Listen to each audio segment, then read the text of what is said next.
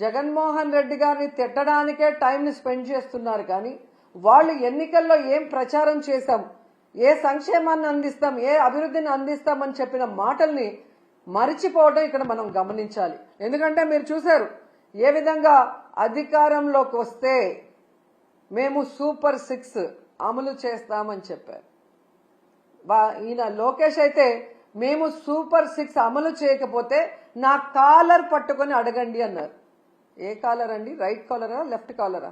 అంటే కాలర్ పట్టుకొని నిలదీసి అడిగితే తప్ప మీరు సూపర్ 6 అమలు చేయరా? ఈరోజు చూసే చంద్రబాబు నాయుడు గారు ఎంత కూల్గా సంపద సృష్టించాక ఆదాయం పెరిగాక అప్పుడు సూపర్ 6ని అమలు చేస్తామని చావు కబురు చల్లగా చెప్తున్నారు. మరి ఆ రోజు చంద్రబాబు నాయుడు గారు, పవన్ కళ్యాణ్ గారు ఎన్నికల్లో ప్రచారం చేస్తున్నప్పుడు మీకు తెలీదా? ఎందుకు ఆ రోజు ఇదే మాట చెప్పలేదు?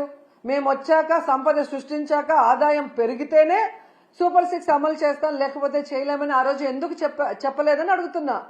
ప్రజల్ని మోసం చేయాలన్న ఆలోచనతోనే కదా అబద్ధం చెప్పారు.